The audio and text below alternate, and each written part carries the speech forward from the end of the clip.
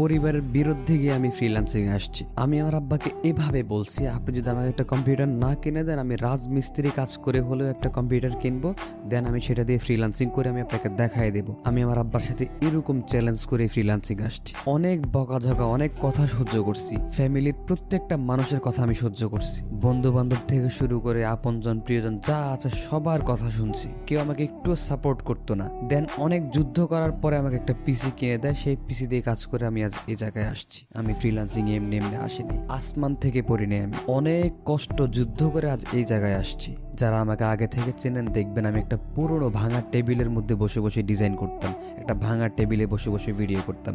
সে থেকে আমি আজকে এই জায়গায় আসছি। ইনশাল্লাহ আস্তে আস্তে আরো বড় হব। বয়স কত হয়েছে আমার? 20-22। আল্লাহ যদি হায়াত দেয় আমার লাইফটা আরো অনেক বড় হবে। ইনশাআল্লাহ আমি লাইফে আরো ভালো কিছু করব। সো আপনাদেরকে এটাই সাজেস্ট করব, যারা ইনভেস্ট করতে চান না, যারা হাতের মোবাইল দিয়ে কাজ করে উল্টায় ফেলতে চান, তারা কোনো দিনও সাকসেস হতে পারবেন না।